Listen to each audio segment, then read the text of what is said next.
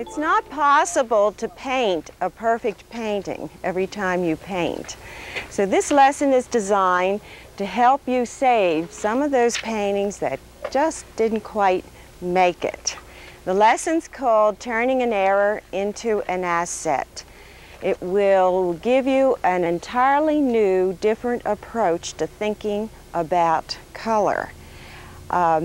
In the previous lessons, you learned various creative approaches to help you mix color for special effects, for luminous glows, for transparency, for carrying power in your paintings.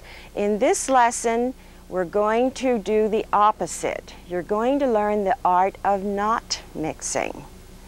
And the art of not mixing employs the use of glazes.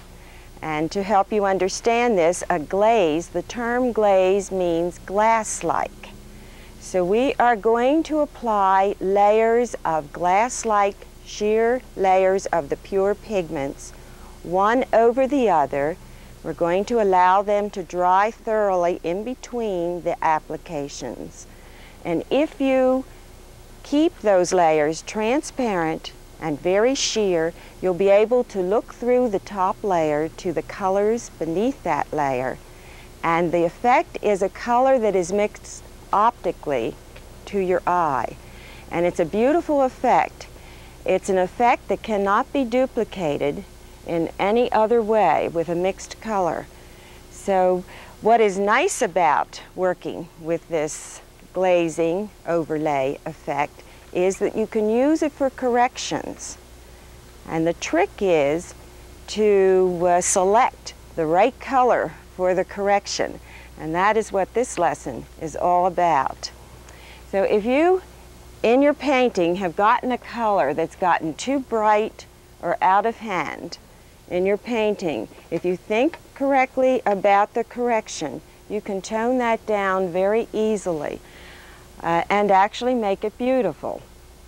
And I've put a number of bright colors across the top here, and two others in here. And if you happen to have a color in your painting that has gotten too bright, the tendency, of course, is to usually dull it down with a muted color or with a black, tone it down, or sometimes watercolorists will go in and they'll scrub at it and try to lift. You don't need to do any of that if you use this idea of glazing. So we're going to think a little differently about color today. Our first bright color is yellow. Okay, on your paper you have all these bright colors. We're going to direct our attention to the first one, which is a bright yellow, and you're going to think of the complement, which is purple. Right. And this time, instead of making a purple such as we did in the octanic lesson. Remember, we made a very strong purple. We used alizarin crimson and French ultramarine, and we got a very vibrant purple. But in this lesson, we need to think of transparency. That is important. The layers need to be sheer and glass-like. So we're going to have to make a purple of the clearest, most transparent pigments, and that'll be your cobalt blue and your rose madder genuine. So you'll mix that for a glaze. And we're going to use the wash brush too. Wash brush has long hair, it's a soft hair, and it holds more water because the heel is thick. So we make a glaze color, and then you're going to do it just once. You want to try and just lay a glaze layer over. We've got to get it. Okay. We'll start back here. We're going to do it just once. And lay it over. And I'll just get it a little wider there. So you can see the effect. You cut down the brilliance of the yellow, and yet the yellow shines through that very transparent layer. And what do you do when you have a purple in a painting and it's gotten out of hand? And this happened in Hawaii.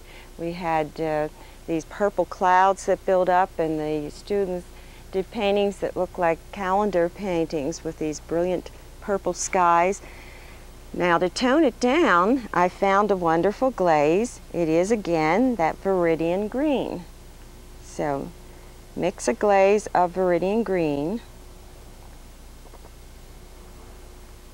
and pull that over it, and you get a beautiful effect. It tones the lavender down, and it is actually a very special color. And sometimes you can plan an error on purpose if you like some of these colors. You don't need to just use them for corrections. You can use them on purpose. Okay, we're going to come back now and do something here. I left a space because I want you to try and mix this color in a wash. So you're going to mix the Rose Madder Genuine and the Cobalt Blue and the Viridian Green together in a wash and see what sort of a color you get. Try to duplicate that effect that you had with the glazing. So it's Rose Madder Genuine, Cobalt Blue, and Viridian Green. And you're going to try and duplicate that color.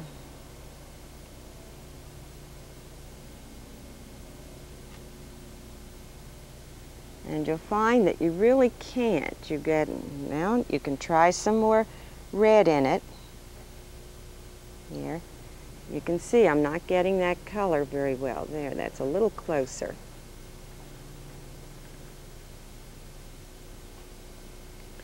But it's not the same effect. It's just a gray color.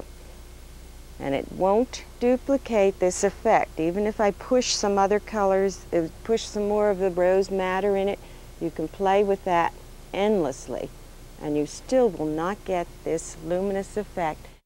So this is a fun lesson to work with too. When you're in trouble, you don't have to really get upset or panic. Just stop and think. Transparency, complement. And if you're into darks that have died away, think again, the transparency would be your staining colors and a powerful color that'll revive that sooty dark mixture. Okay, I used actually the dark mixture in one of my paintings.